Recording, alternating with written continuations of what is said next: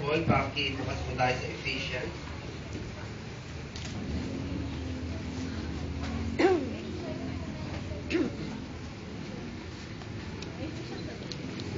Ephesians chapter 1, verse 22. And immediately Genesis.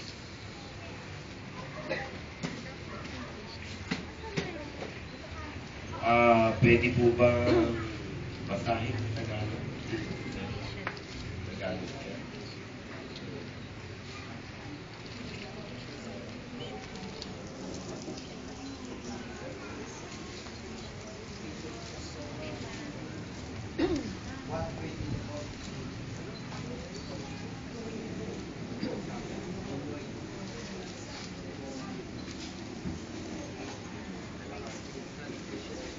Ephesians 1:22. At ang lahat ng mga bagay ay pinasuko niya sa ilalim ng kanyang mga paa, at siyang pinagkaluupang maging pangulo ng lahat ng mga bagay sa Iglesia. Tayo po mo ko. Ama, salamat po sa pagkakataon na ito. Pakainin mo po kami ng iyong salita. Tinatanggap po namin ito. Sapagkat di po kami lalaki, di ang lalago, kung hindi makakakain ng iyong mga pagkain. At gamitin mo kami sa huling araw na ito, Panginoon, mo ng buong kapangyarihan. Higit pa sa aming inaasam at iniisip.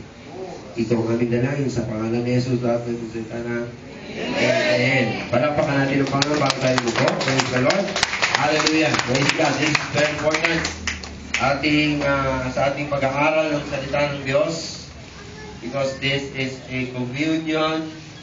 Let us all first understand.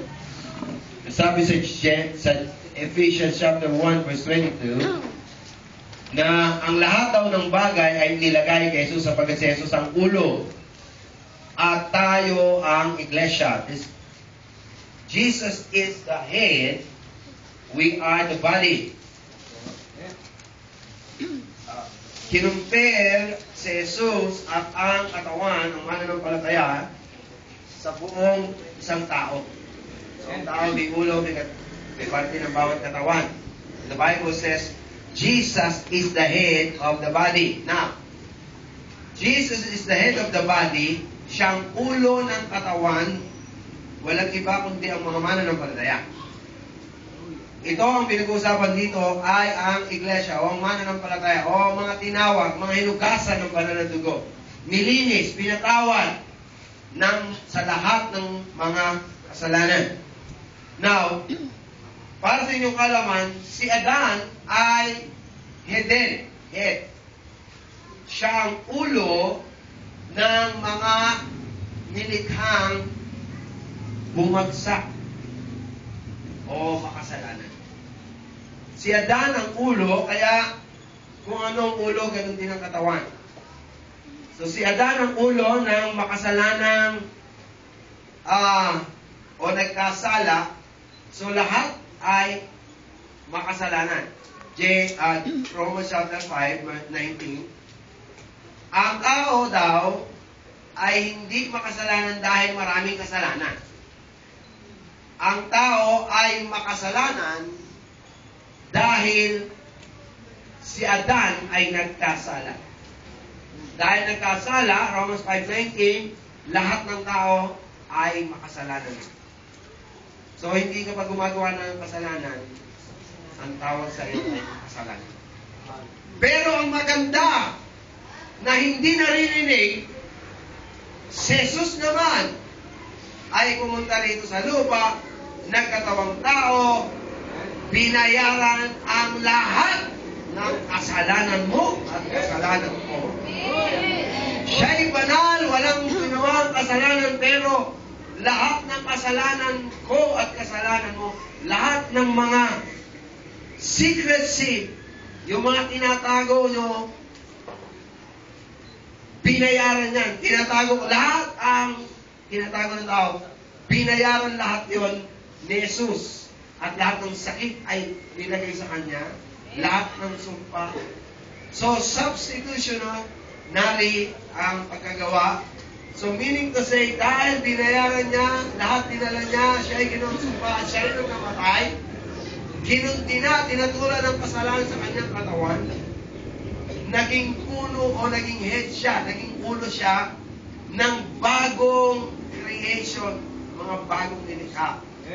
2 Corinthians 5:17. Pero ito po, hindi yung topic natin. Yung topic natin, kasi po, masyadong malaki. Ang topic natin, lahat ng bagay, sabi natin lahat. Ulit, 1, 2, 3. Lahat. Lahat tayo, magsalita. Lahat. 1, 2, 3. Lahat. Nakasan nyo. Lahat. Ng bagay ay nilagay sa ilalim ng paa ni Kristo. Sino ngayon yung paa? Ang body of Christ. So mula dito hanggang pababa, body of Christ yun, yung paa, mananampalataya yun. Okay? Now, simulan na natin. Dito pala tayo simulan. Open your Bible in Genesis.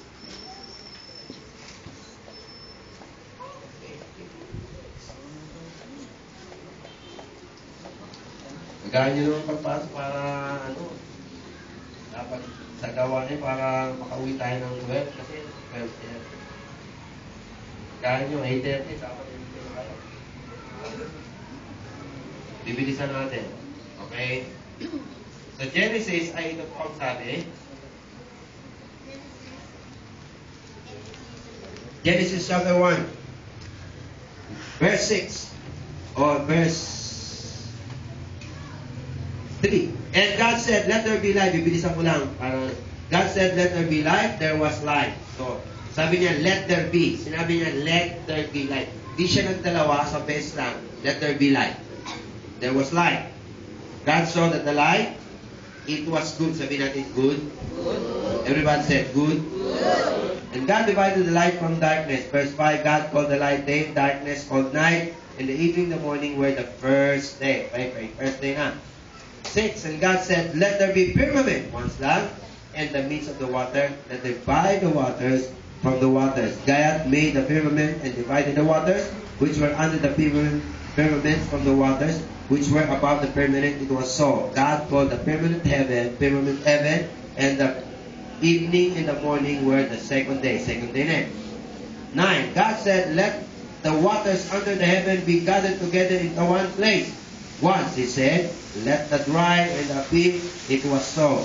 So, nagkaroon ng lupa, nagkaroon ng tubig. Nagsama ang lahat sa baba, naging isa. Verse 10, God called the dry land earth and gathered together of the waters of the seas, and God saw that it was good. So, sabi ng mga matatalino, nagkaroon daw ng bangchuri, kalokohan. God said. So, verse 11, God said, let the earth bring forth grass, herb yielding seed, fruit tree yielding fruit after that time, whose seed is in itself upon the earth, and it was so. Sabi niya, let the earth bring forth. So, ibig sabihin, lutusan niya yung earth, magkaroon ng mga grass, herb, and fruit tree. Okay? Verse 12, and the earth brought forth grass, herb yielding seed after its kind, and tree yielding fruit, whose seed was in itself its kind, and saw that it was, sabi natin, good. Good. Everybody said good. Good. And the morning, evening were the third day. And verse 14, God said, let there be lights in the firmament of the heaven to divide the day from the night. Let them for signs or seasons for the days and years. Let them for lights and firmament of the heaven to give light upon the earth. It was so. Verse 16, God made two great lights, greater lights to rule the day, and the lesser light to rule the night, and made the stars also. God set them the firmament of heaven to give light upon the earth, to rule over the day, over the night, and divide the light from darkness, so that it was good. Sabi natin, good. Good. Say good. Good. And the evening, morning were the fourth day. So, verse 20, God said, let the waters bring forth abundantly moving creature that have life and fowl, may fly above the earth and open firmament of the heaven. And God created great whales, every living creature in the movement of waters, and brought forth abundantly kind after every kind was winged, fowl after its kind, and so that it was good. God blessed them, saying, "Be fruitful, multiply, and fill the waters and the seas, let the fowl multiply the earth." Verse 23, "And the evening and the morning were the fifth day." Verse 24, God said, "Let the earth bring forth the living creature in his kind, cattle, living, creeping things, beasts in the earth, and his kind." It was so. And 25, "Made the beasts of the earth after the kind, cattle after the kind, everything that was creeping upon the earth after kind, and God saw that it was good." Everybody said, "It was good." Okay. Lahat ng nilikha niya, whether trees, whether fruit trees, every herb, ay nagmumultiply by itself. Naiintindihan niyo ba yun? Sinabi ko multiply, walang tulong yung tao, ang command niya, mag-multiply by itself. Maliwanag po ba yun? This was the plan of God. Wala pa si Adan, di pa nililikha, kinumand na niya mag-multiply by itself. Pati hayop, pati isda. Naiintindihan niyo ba ako dito? Wala pa si Adan at si Eva. Inutusan niya. That was the plan of God. So, pinrepare niya lahat ang bagay nito with His power, wherein everything na generate niya ay magpupusang mag-produce by itself without the help. Diba na? Okay? Sabi niya, it was good. It was good. Okay? Sa tayo sa 26. God said, "Let us make man in our image, after our likeness, and let them have dominion." Sabihin natin dominion. Ulit, sabihin natin dominion. Let them have dominion, power, authority. Ibig sabihin. No? Dominion, authority.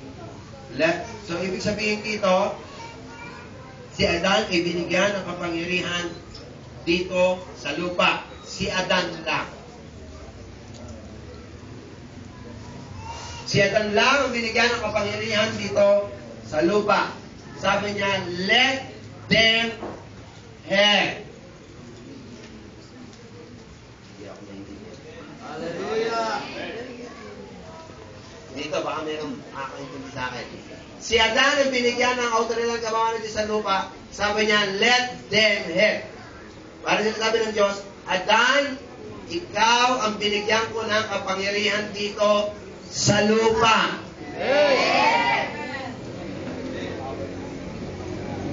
Okay. Si Adan lang. Walang ibang creation. Kaya kung may alien na darating, walang power yung alien. Kapag may anghel na dumating, walang anghel na may kapangyarihan laban sa ano. Walang authority kahit anong nilikha. Sapagkat lahat ng nilikha niya ron sa lupa, ang binigyan niya ng power and authority ay si Adan lang. Kapag binasa natin, creeping, everything that is on earth. At ibig sabihin, virus, bacteria, killer virus, whatever na hindi nakikita natin, yung mga pumapatay, E. coli, virus ng AIDS, anong klaseng virus ang may kapangyarihan ay si Adan. Lahat ng gumagalaw, lahat ng creeping, lahat. Ano ba hindi sabihin ng lahat? Baka nagsasalita ko ng lahat ninyo. Ano lahat? Ano yung lahat? Lahat. Diba na? So yung mga lumilipad, yung mga lumalakad, yung mga nagko-crawl, yung mga hindi mo nakikita na pagka sa microscope, tinignan mo yung mga hindi mo nakikita, gumagalaw din yun. Si Adan may power doon. Eh, yung iba nagtataka, kinuusap ni Jesus yung tree. Di ba sabi niya? Sa olive, di ba? Kakain ako pag walang bunga. Mapatay ka! Bakit? Yan yung original na pagkatao, pagkalika ng Diyos kay Adan, ginawa ni Jesus. Kaya sabi niya doon, binigyan ka ng dominion sa lahat ng puno.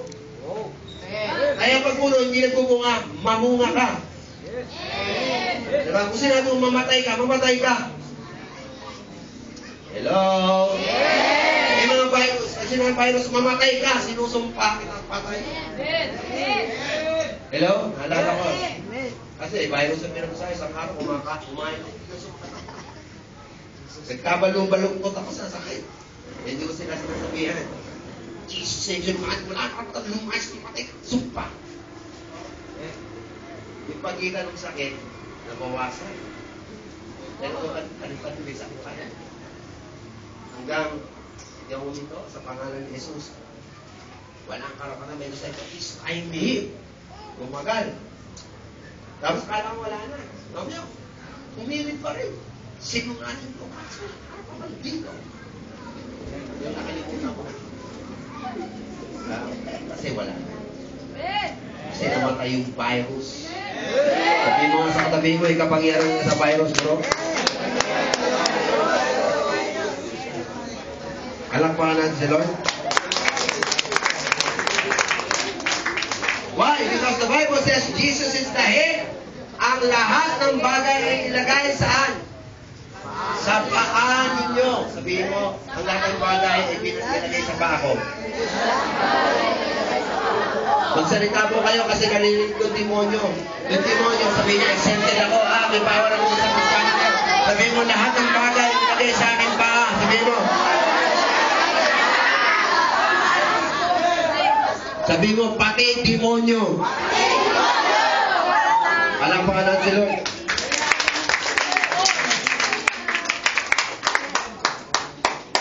Everything, all things, everything, ay nilagay sa paa ng mga anak ng Diyos. Okay. So natin ng Acts 2:38.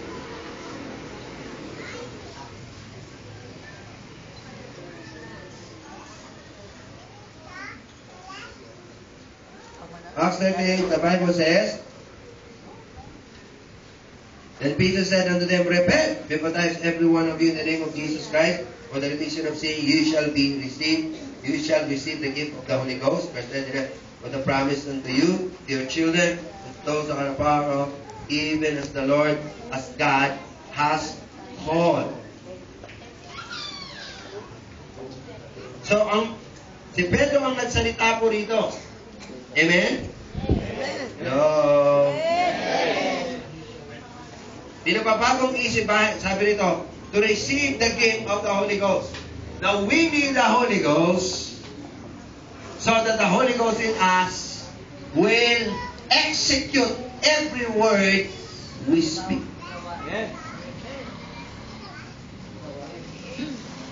Nung ikaw ay nagkaroon ng buhay na walang dati, nagkapo si Kristo, ibig sabihin nun, nag-repent ka, tinalikuran mo ang kasalanan dahil God hates sin. Hindi siya natutuwa sa kasalanan. Ayaw niyang yakapin ng kasalanan. God hates sin. Mahal ka niya. Pero kapag ang tao niyayakap ang kasalanan, pag dumating ang judgment, nag-aral po kami, pinakwento ni Brother Eddie, ako po ay nagbukas nung nabasa ko na may puot po ang Diyos. Hindi pala lang Diyos ang may puot, pati yung Lamb of God may puot. Darating yung panahon na sasabog ang kapuutan ng Lamb of God. Kasi nung una talagang bait eh. Walang condemnation, di ba? Huwag natin pag-usapan yung kasalanan. Halika! Meron pong panahon ng judgment. Siguro kakatawag ng Panginoong Sus, naubos na. Naubos na yung pasensya. And I've been telling you, God, our God has timing. Because binasa po namin doon, ang quote ng Diyos ay babagsak sa mga taong nagpapatuloy sa kasalanan. Niyayakap ang kasalanan. But I'm telling you, lahat ng sumampalataya kay Jesus, ang quote ng Diyos ay hindi babagsak doon. So if you believe Christ, you have to change, replace your mind. Baguhin yung mind. Ano yung yalakapin mo ngayon at uwilan ng Diyos. Alakpang natin ang Panginoon. After that, you receive Christ. Ang next is to receive the gift. which is the Holy Ghost. Kasi kailangan natin ng Holy Ghost sa buhay natin. Siya maggagabay, siya magtuturo, siya magpapaliwanag, siya mag-illuminate, siya magpapaalala ng lahat, siya lahat. Lahat ng biyaya ay bubuksan niya, lahat ay ibibigay niya, lahat siya mag-execute, lahat. So kapag walang Holy Ghost, parang kang umakapa sa dilim. Umaga nandyan lahat ng pagpapala, kinakapa mo pa, nasaan? Hindi mo makita. But the Holy Ghost is there. You receive the Holy Ghost. You must receive the Holy Ghost. Amen? Hello? See. So natin, Acts 10:10. Yes.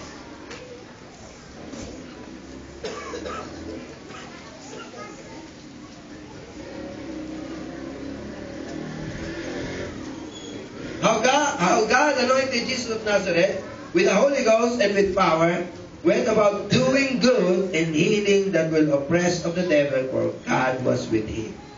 Take note po. Says, so thou ay anointed by the Holy Ghost and with power, doing good. Sabihin natin, good.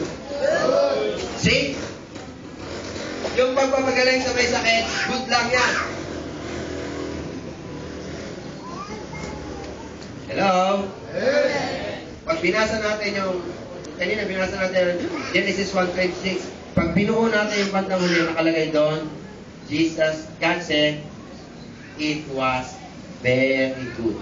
Sabihin natin very good. Very good. Alam niyo ba ang very good? Kapag nananatili ka, wala sa kasalanan.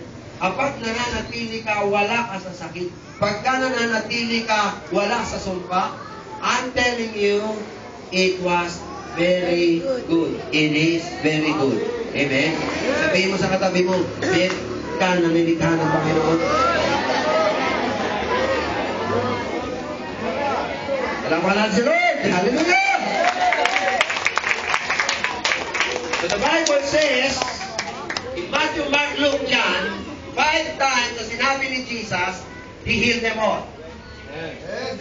Heal them all. Heal them all. Heal them all. Sabi ng mga matulugan, sabi ng lolo o mga ililiyosong tao, ayaw maniwala sa kanan ng Diyos. Hindi naman lahat sa looban ng Diyos na gumaling. Alam nyo, dati, ini-question ko yung pagka pinagpipray ko, hindi gumagaling. Siguro, hindi na looban ng Diyos kasi pinagpray ko, gumagaling. I'm telling you, if somebody na hindi gumaling, meron pong unbelief between me and the person na aking pinagpray. Niniwala po ba kayo? Pinag-aralan natin yun. Remember, Jesus went to Samaritans? Pagpunta niya sa Samaritans, alam mo ba? Pagpunta niya sa Samaritans, the Bible says, hindi siya nakagawa ng miracle because of the people na merong unbelief. Imagine mo, the Son of God may perfect faith and belief. Hindi nakagawa ng miracle because of people who had unbelief. Amen. Alam nyo, kahit narinig yung salita ng Diyos, nakikita nyo yung salita ng Diyos, nakikita nyo yung miracle. Alam nyo, hindi nyo mararanasan to kung kayo ay nagbibingi-bingihan o kung kayo ay pinalalabas sa kanan o sa kaliwa papunta sa kanan at wala po kayong ginagawa na tanggapin ang salita ng Diyos. Kung nakatingin lang kayo, alam nyo kahit si Jesus na nandito sa harapan ninyo, walang mangyayari sa buhay nyo kung hindi nyo paniniwala na sinabi niya at sasabihin nyo, Panginoon, niniwala ako, gusto ko mangyari sa akin yan. Hello? Naniwala kayo. Yung mga umatin sa mga networking. Hello? Yung mga that is pumunta nga ako dun sa may bayad, may 8,800. Pumasok ako, unang pasok. Sir, ito, meron na akong 2 lupa, 3 kotse. Pagkaya kong pera ako, meron akong 100,000 monthly. Sa naman, pamaba, 300,000 monthly, isang bahay, 2 monthly. Puro ganun, puro pera. Pag sa huli, ganun din. Nakanda ko mga kasya. Sabi ko, alam ko, gagamitin kayo ng Panginoon dito. Hindi yan tingnan yung pera nyo. Ang tingnan niya yung pagkagagamitin kayo doon. Kasi yung mga tao niya nakatingin sa pera. Iiyakan ko yung mga Christian. Pray kami. Why? Focus ko sila, doon sila. Alam nyo, yung mga tao na kaya sila nagkapera, kasi nung narinig nila yung salita nung Butchokoy, kasi after a while, nawala na po yun eh, hindi na matagpuan. Naniwala sila. Gusto ko mangyari sa akin din yan. Gusto ko mangyari yan. Ano gagawin? Ito gagawin. Ginawa niya. Si Jesus nagsasalita sa mga anak ng Diyos. Ay sabihin ng Diyos, ako ang eternal life, may buhay na walang hanggan. Gusto ko ibigay sa inyo. Ikaw, nakagano ka? Nagbabago ka ng buhay? Nagpapagaling. Magaling. Okay. Wala.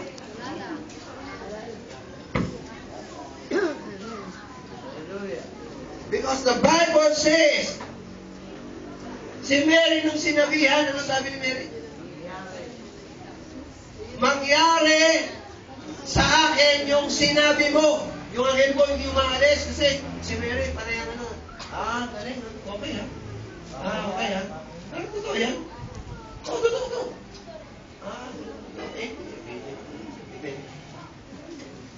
Tapos hindi, totoo.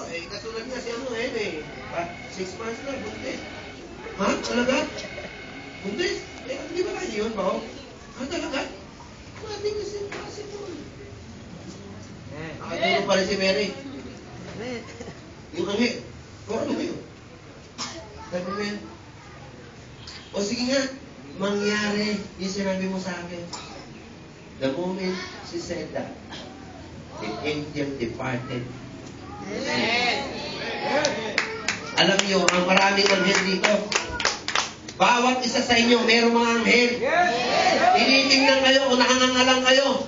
Pero hanggang di mo sinasabi, Panginoon, mangyari sa akin, gusto ko mangyari, I want that to be unto me according to your word. And I'm telling you, if you are sick, you will be healed. If you are not saved, you will be saved. If you are poor, you will be rich.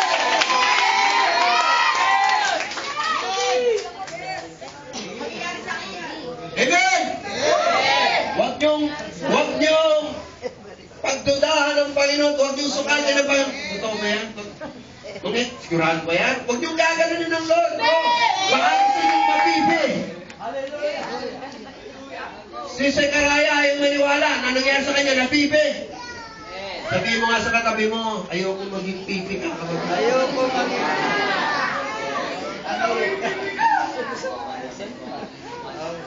The Bible says Jesus healed them all. Healed them all. Pinagaling niya lahat. At sabi doon, physically, emotionally, pinagaling niya. Bakit ko sinabi spiritually? Hindi pa kasi pwede. Kasi kailangan mamatay siya. Sa matter of fact, nung binubuhay niya yung mga patay, after nun, namatay din. Alam niyo po ba mga disciples na sabihin ni Jesus, may power to heal the sick, cast out devils, lay hands to sick, cast out devils, rebuke the curses. Pwede. Pero kahit anong gawin nila, maya-maya pwede silang magkasakit, pwede silang mamatay. Pag namatay sila, wala silang eternal life. Pupunta pa sila doon sa paradise, maghihintay. Makikita na sila si Jesus sa akin. Oh, sige na sa akin. Tama. Alin na kayo. Yun. Di ba nangyayari? Listen to me. Amen. So, because eternal life was not yet given to the disciples after the resurrection, magkakaroon po. Sabihin mo sa katabi mo, ikaw ay pinagpala ng Diyos.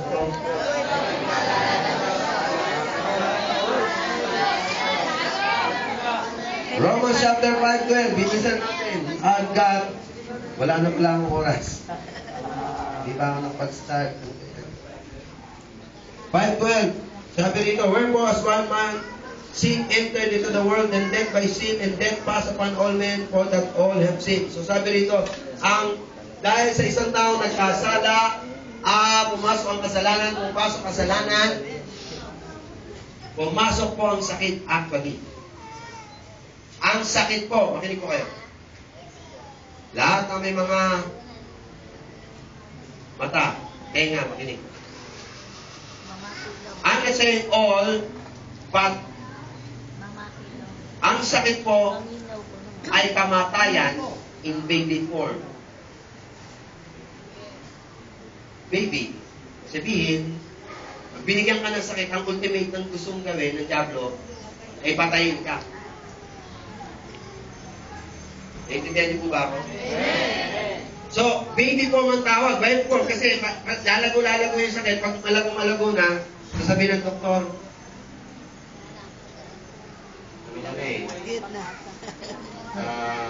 manalangin ka na lang. Buti, tanang gano'n no? Minsan yung doktor, ayaw mo pagsasabihin sa mga anak ko. Huwag mo sasabihin sa kanya. Pag tinanong, Patok, kumusta na ako? Meron kami ginagawa. Mga panuri talaga ng mga doktor. Ibig na sabihin ng katotohanan, ay sabihin kasi daw baka ma-oppress. Gusto mo mamatay na hindi niya alam. Si Kaya, nung sinabi ng propeta, mamatay ka, mamamatay ka. Di ba? Sinabi ng propeta. Ay, si Kaya. Face to face. Alam mo, maganda nga yun eh. Mas gusto ko yung mga ganun. Dapat yung mga anghel na sabihin sa'yo, darating na, mamatay ka na. O ikaw, mamatay ka na. Bakit? Ba't yung sinasabi? Kasi, magsisisi ka pa eh. Baka kung meron mong ginagawang kabaluktutan at mga walang kakwenta-kwentang hindi ka nagsisisi kasi buhay pa ako sa aming doktor. Sasabihin ng doktor, hindi ginagawa pa ako. Hindi ginagawa ako. Yung pala, wala nang pag-asa. Sabihin mo nga sa katabi mo, so buti pa may relasyon ka kay Kristo.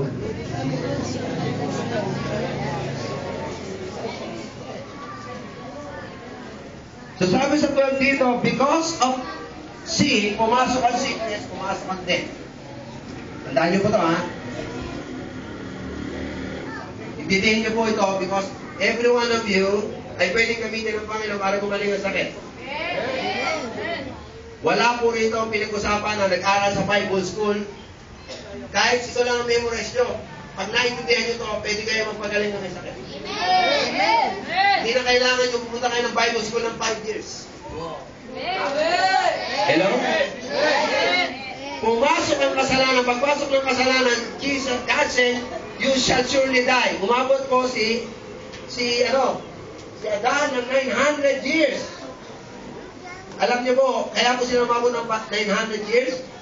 Sino muna po, yung mga pagkain doon, yung mga damo, mga puno, mga trees, wala pang contamination. Ayos? Wala rin mga TV, wala po mga kung ano, at higit sa lahat, ito, wala po yung batas.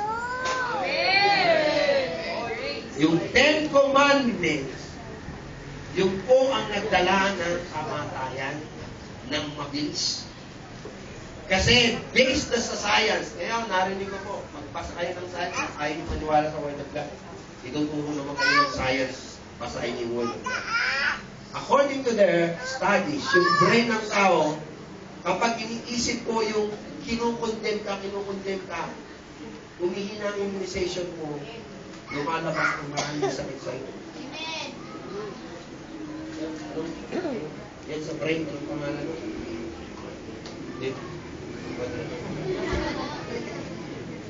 Tinuturo po doon. Meron man nagtuturo si Dr. Leaf, tungkol sa brain. Ay kakaisip ka ng kakaisip, lumalabas na yung problema mo. May sakit ka, oppressed ka, depressed ka, may problema ka na sa heart, yung palpitation ng heart mo, bumibilis. Sooner or later, pagtingin sa doktor, may sakit ka na. Ang reason being, pumasok ang kasalanan, nung pumasok ang kasalanan, merong batas. Tinukundi na ka ng batas. Romans 3:19. At sabi doon, ang batas ay ginawa para sabing makasalanan tayo. Nakaturo sa ilong ko yung batas. Subalit, salamat sa Diyos, sinugo si Kristo Jesus. Hallelujah! Sabi ni Jesus, ang batas ay pinulpil ko sa akin. Ngayon, ang sino mang sumampalataya ay wala na sa ilalim ng batas. Bagko sa biyaya na lamang. Hallelujah! By grace you are saved.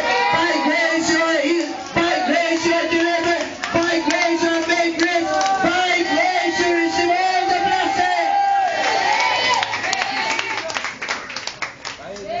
Sabihin mo sa katabi mo, by grace. By grace. Hey, Romans 5:17. Sabi, ganito. For if one man's offense death reigned by one man, much more that they which receive abundance of grace.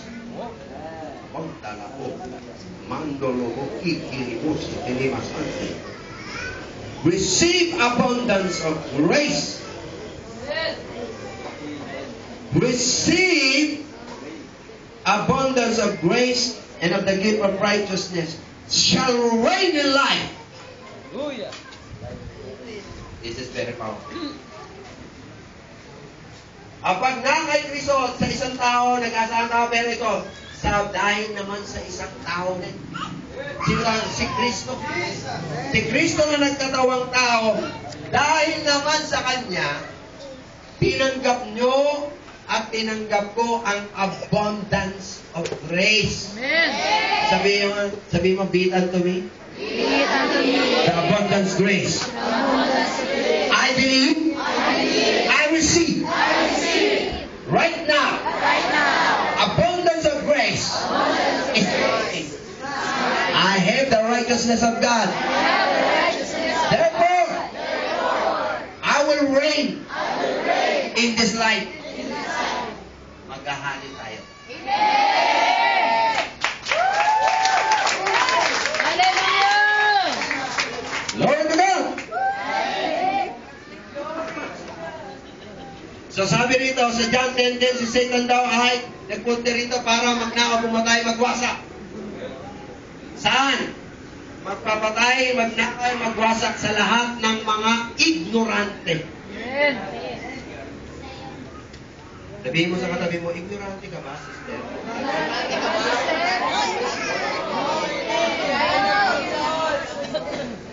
Pag ignorante ka, si Satan ay pumunta lang para patayin ka, wasakin ka, sirahin ka.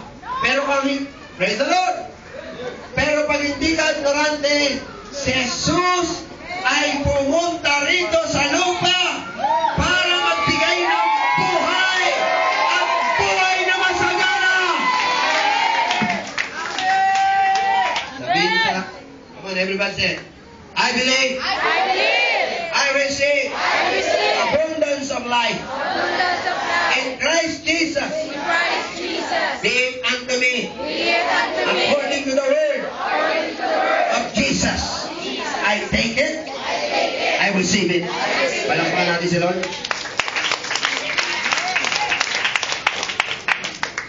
Romans chapter 5, verse 17, tandaan nyo ba yan? Sabi po dito, sa inyong Biblia, mapapansin nyo po, may dalawang aspeto na laging kino-cover kahit sa Old Testament. Hindi po napapansin ng maraming Christian, pero dalawang aspeto. Shadows and sunrise. Ito po yung forgiveness of sins and healing of forgiveness of all sins and healing of all diseases and sicknesses. Sa Psalms 103, you open your Bible in 3 and 4, the Bible says, forget not the benefits of God. Forget not the benefits of God. Sinong gusto nang may benepisyo? Amen. Alam niyo pag hindi, kung hindi kayo mahilig sa benepisyo, sinungaling kayo. Alam niyo ba kung bakit nag-i-strike yung mga workers? Sa Meralco, malaki yung nag-i-strike yung dati. Alam mo, hinihiling nila, benepisyo. Yung mga nawawala ng trabaho, hinihiling nila, bigay sa yung benepisyo namin, yung namin CBA, bigay mo mga gano'n, mga English namin. Hinihiling nila, benepisyo. Tapos, sasabihin mo sa Kristiyano, wala lang. Mga sinungaling po kayo. Psalms 103 say, forget not. Sabi natin, forget not. Forget not. Alin, 1, 2, 3, forget not. Forget not.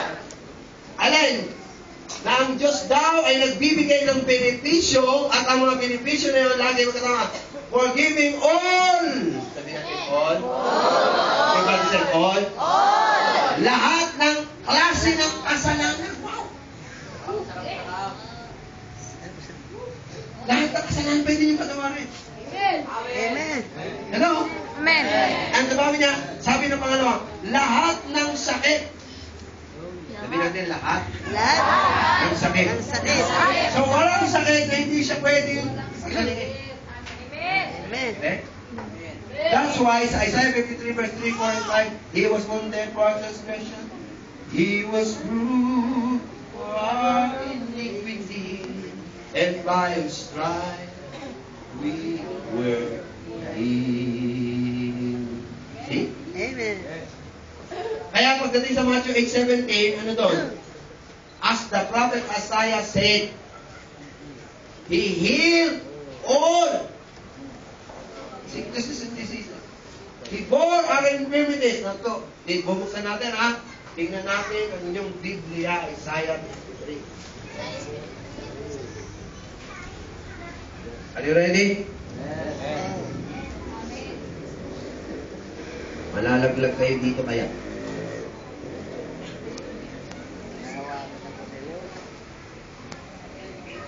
Sabi rito, surely He has borne our griefs, sicknesses, weaknesses, distresses, and carried our sorrows and pains. Yet we ignorantly considered Him stricken, smitten, and afflicted of God as if with leprosy. Alam niyo po ba, mali ng mga Kristiyano, sanglibutan, talagang hindi nila alam. Ang alam nila, ang si Jesus binugbog, tinaktan, yun lang. Alam niyo, kapag gano'n lang ang isip niyo, ang tawag sa inyo, ignorant. Sabi mo, ignorant ka ba?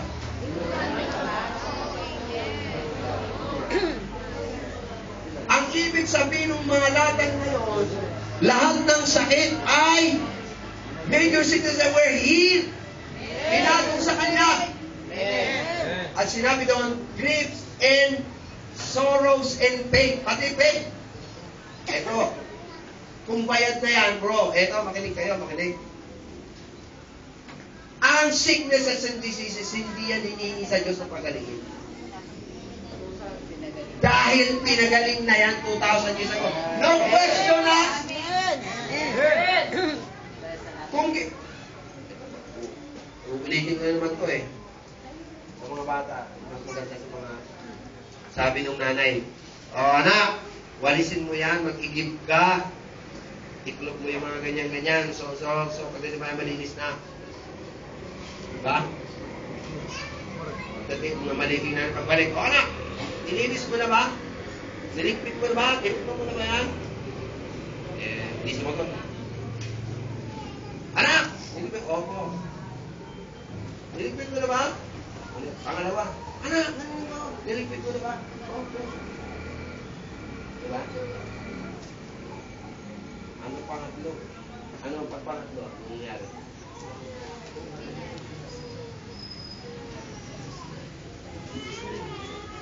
Tapos na! Niligpitin ninyo! Alam niyo yung problema sa mga anak ng Diyos? Lord, pagaling mo, Lord! Pagaling mo, Lord! Pagalingin mo ako! Alam, bigay yung Panginoon. Sabi ng Lord, tapos na.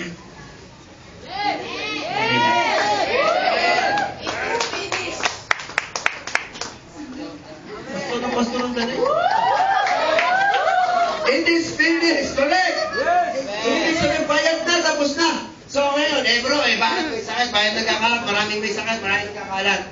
Ito po, yan po ang kasinungalingan. Ginagawan kayo ng mga kasinungalingan ng Diablo. Samantalang ang totoo, pinagaling na. Sa totoo lamang po, even this is in reality. Kapag yung isang tao nakakulong, at alas 3, pipirmahan na. Sinay niya ng 3 o'clock, nakakulong pa siya ng 3 o'clock, pero 3 o'clock, malaya na siya. Diba?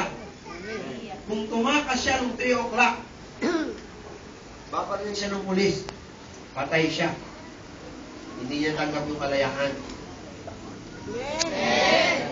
Kasi hindi niya hinintay. Diba? ang kagalingan mo, bayad na. Amen. Binayaran na, tapos na. Ngayon, kung hindi mo paniniwalaan, hindi mo mararanasan. Ignorantly, you're doing something. Alam mo ba, kapag tapos na isang bagay, kung ano ba ginagawa mo, paniniwala. Amen? That's why many Christians, they're doing that. Kaya nga si Asa, si King Asa. Alam niyo ba kung bakit namatay? He sought the... I'm not against the doctor. Please listen to me. I'm not against the doctor. Lahat ng doktor, bisitahin niyo, ubusin niyo, benta niyo lupa, benta niyo lahat. Bahala kayo. Umapit kayo sa doktor. Pero meron akong simple lang. Sabihin mo, sinungaling ka? Pinagaling na ako ni Kristo, lumayas ka! Lumayas ka! Amen. Amen? Nalayas yun dahil alam niya. Masunurin mo yan. Amen. Alam niyo, minsan tumitigas ang malok. Pag sabi, matigas ang ulo mo, lumayas ka lang Ramadan. Layas ko yun. Pag nasabihin, matigas ang ulo.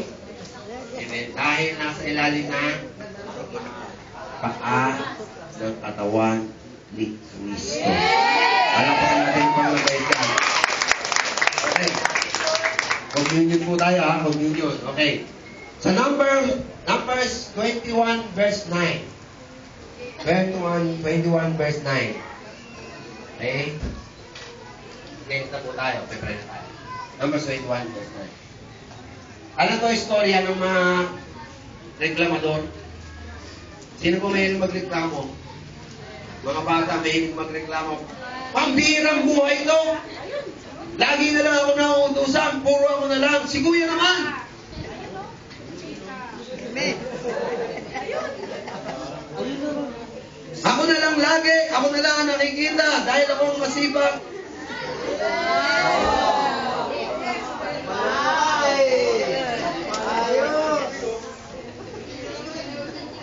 Listen, ito mga mga Israelites nagreklamo. Pambihira naman. Ang hirap-hirap naman. Kasi nakalagay daw one soul eh. Ibig sabihin, iisa lang kanilang soul. Talaga yung kanilang emotions and burden. Ang hirap ng ginagawa na eh. Kasi one soul, iisa lang kaya nila talaga. Hirap na kami. Bakit ganito? Sobrang hirap naman. Sabi. Ang reklamo, nagpadala ang diablo ng ahas. Yung mga ahas na poisonous, pinagtutuklaw sila. Sino hindi takot sa ahas dito? Walang hindi takot sa ahas dito. Lahat tayo takot sa ahas. Pag nakakita ka ng ahas, ilagay sa kwarto pag hindi ka nagtitili. Ay, dalawa lang ng ahas. Kahit 3 araw hindi ka matutulog. Amen. Di ba? Baka. Di ba? Eh, yung mga ahas, pinagtutuklaw na sila. Sabi ni Moses, ano ang gagawin ko? Eh, pinagtutuklaw na sila. Mamamatay na sila, mamamatay na.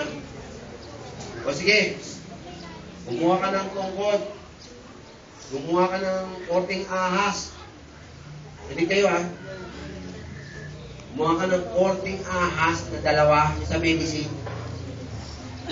At ilagay mo sa tungkod sa pole at sumigaw ka na. Tumingin kayo!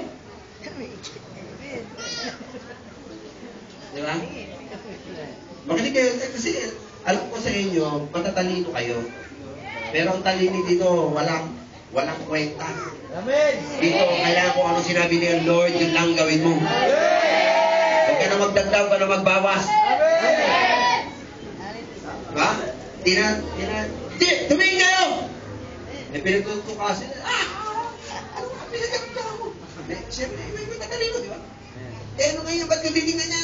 Pinagtutukasin na, mamatay na ako, ang dami na.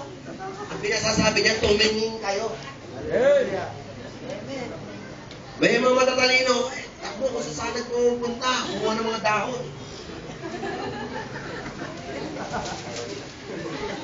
Kung ano naman, diba? Kung ano naman nga, siguro pinagtatali, gano'n, pinagsisipsip.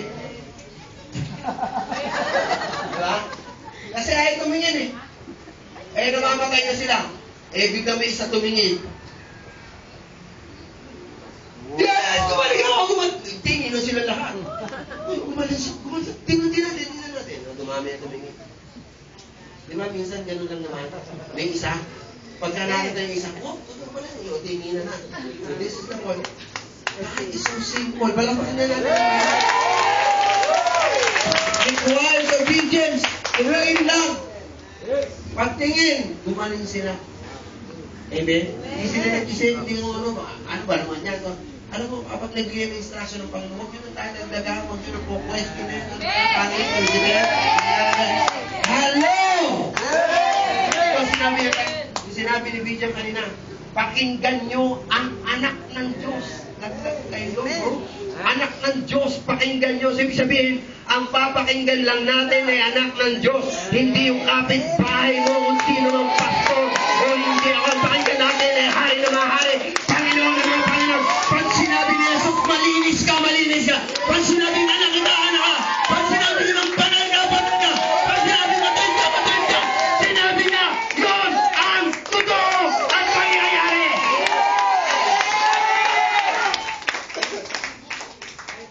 Believe the word.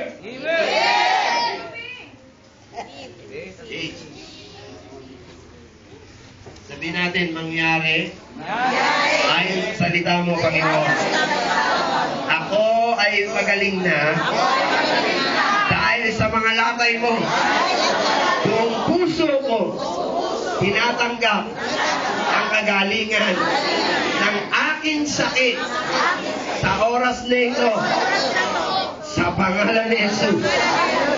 I believe. I receive. Amen. Palakpakan natin ang Panginoon. I will every day, netuan ko na yung mga elders.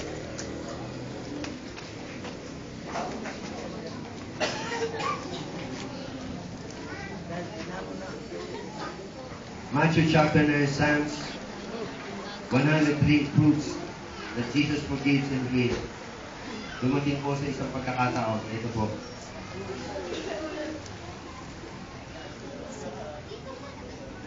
Papagaling po si Jesus. Meron pong nakatayo. Sabi niya sa may sakit, ang kasalanan mo ay pinatawad na. Tumayo ka.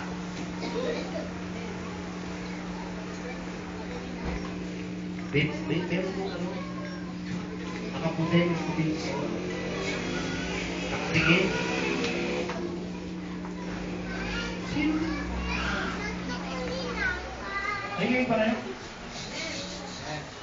Sabi nila, sino?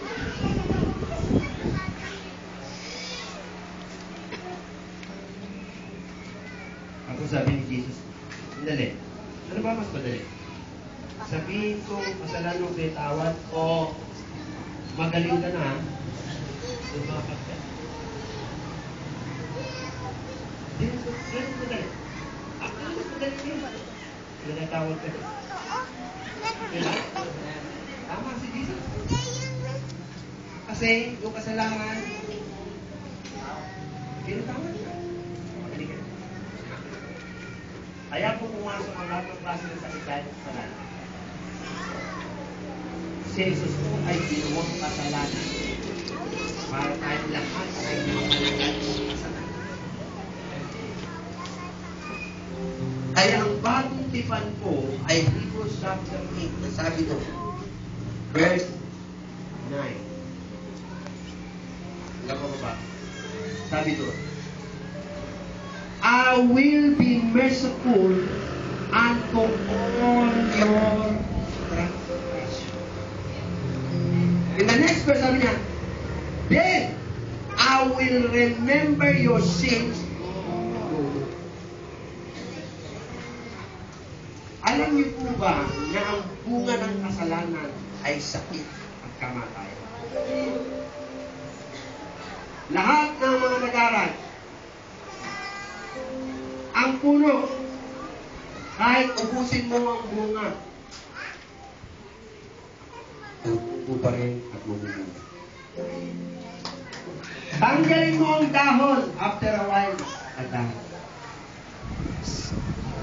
Gusto mo patayin mo? Punta ka sa ugat. Ulit mo ugat. Kahit may bunga yan at may dahon, the next day, next week, bagsak ang dahon, pati ang bunga. Every leaves and every fruits. Binayaran ni Jesus ang kasalanan. Bayad na. Ang lahat ng sakit na dumadapo sa inyo ay walang ugat yan. My God! Dahil walang ugat yan, walang kapangyarihan yan na manatili sa inyo. At pag sinabi nyo sa pangalan ni Jesus, sakit, cancer, AIDS, whatever sickness, you have no right. Bayad na ni Kristo siya ginawang kasalanan at kasalanan. Sa kanyang mga latay ako pinagaling. That sickness has to pay the name of Jesus. Sin and sickness always comes together, goes together. Because all at the same time, Jesus paid for them. Amen. Kamayan po tayo.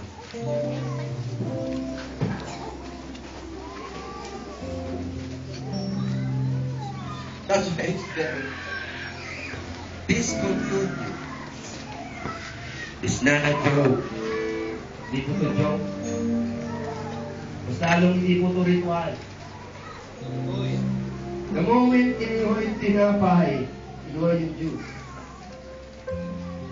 Inaalala niyo na si Jesus ay tumanggap ng hampas at latay. Di niya kailangan gawin to. Di niya kailangan tanggapin ang parusa na to. Di niya kailangan.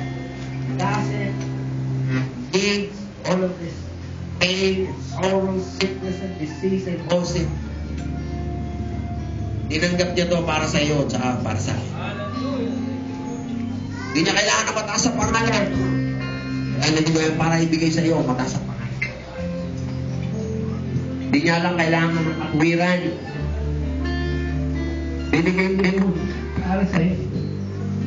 Hindi niya kailangan ang kabangalan. Kailangan mo yun. Kaya siya ginawa. Lahat ng ampas, lahat ng dura, lahat ng kapat, lahat ng suntok, lahat ng sampal, pako, lahat, pangkutya, tinanggap niya lahat yun. Ang dahilan lamang para pagpalain ka ng buhay na walang hanggan, kagalingan, kabanalan, katuwiran, o kapusilakan. Lahat ito para paubing ka sa kanan ng Ama. Bigyan ka ng kapangyarihan, bigyan ka ng pag-ibig, bigyan ka ng only para sa'yo at sa akin. Mababali ng lahat mo. Kung hindi ko ang puso mong tatanggapin ng tinapay at Diyos, isasabihin ko, Panginoon, magkilala sa akin.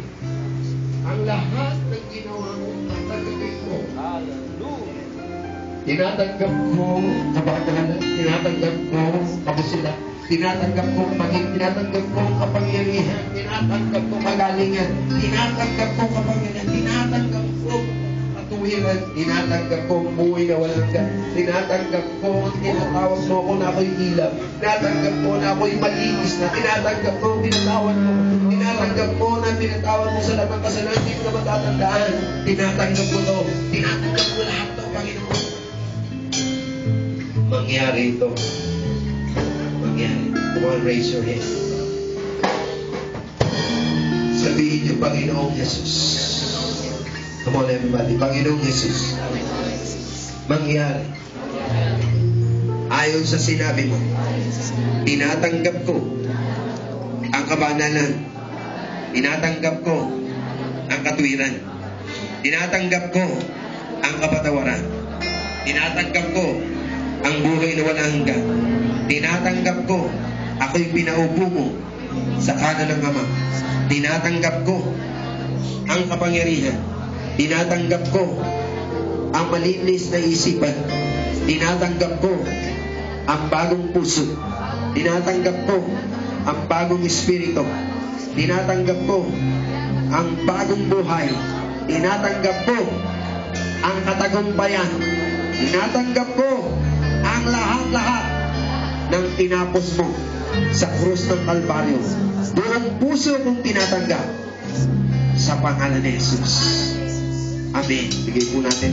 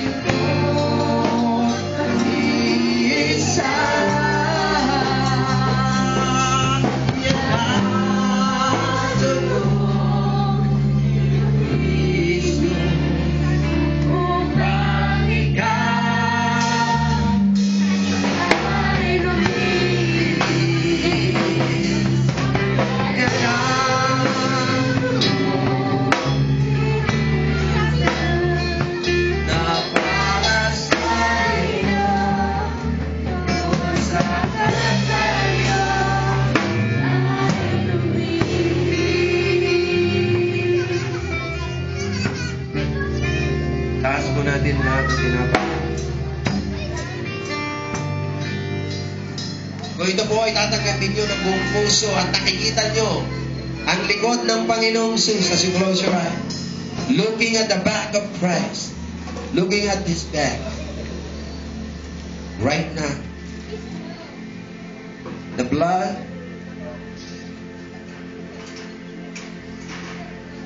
is there, just like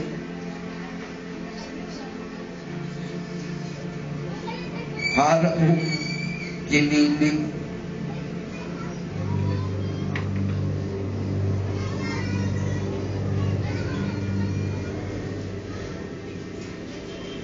Tiniis niya lahat yan para sa iyo, para sa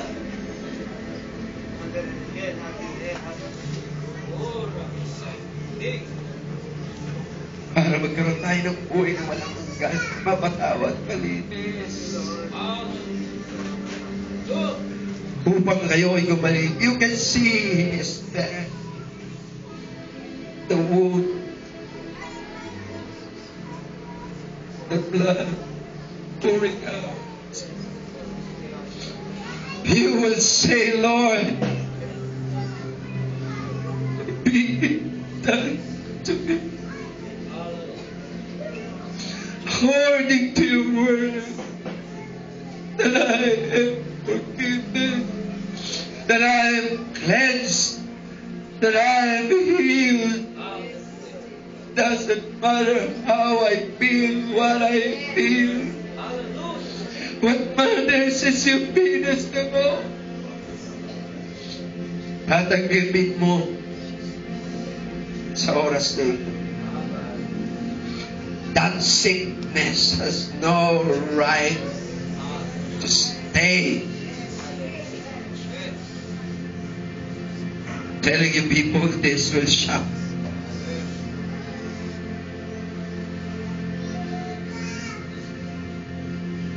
Ang nauna nauna ay ang hampas.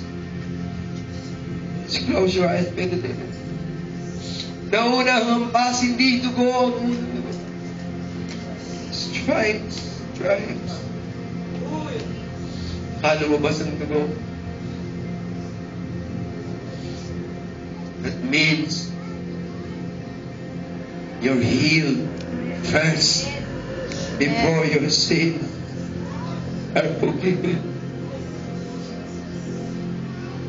Alam ni Jesus na ikaw at ako ay tao na sa laman, na lagi nating iniisip ang nararamdaman natin. That's why He received the pain first. He's willing to heal.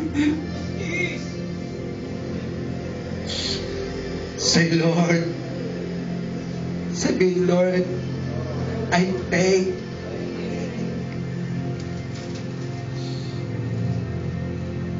this bread with all my heart. I receive healing in Jesus' name. Kainin po natin, sabihin natin, Amen.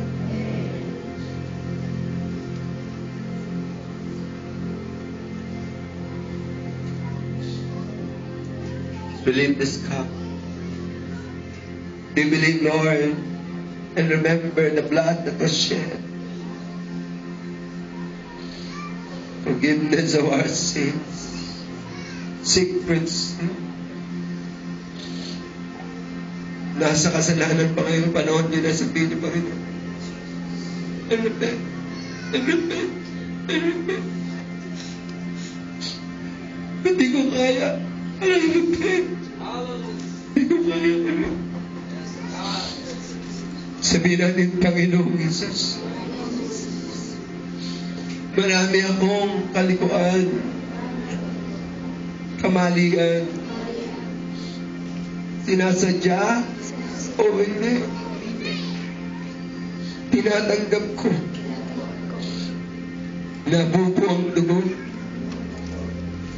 mo para sa akin. Salamat po sa kapatawaran. In Jesus' name, inimit ko natin.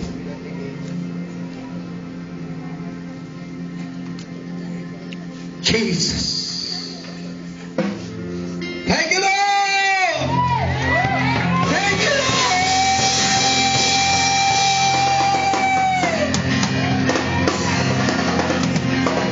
Receive forgiveness!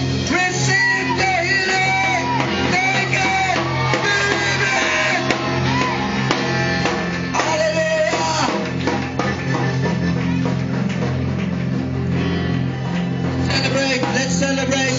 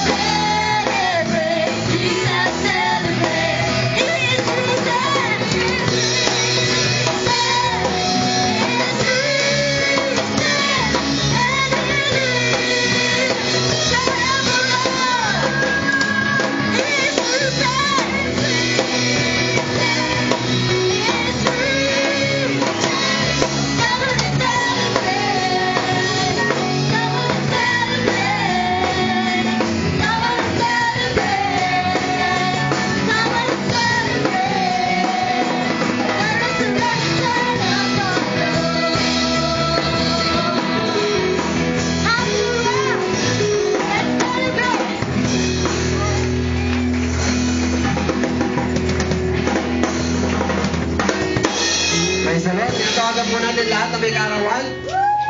Karawan ng February.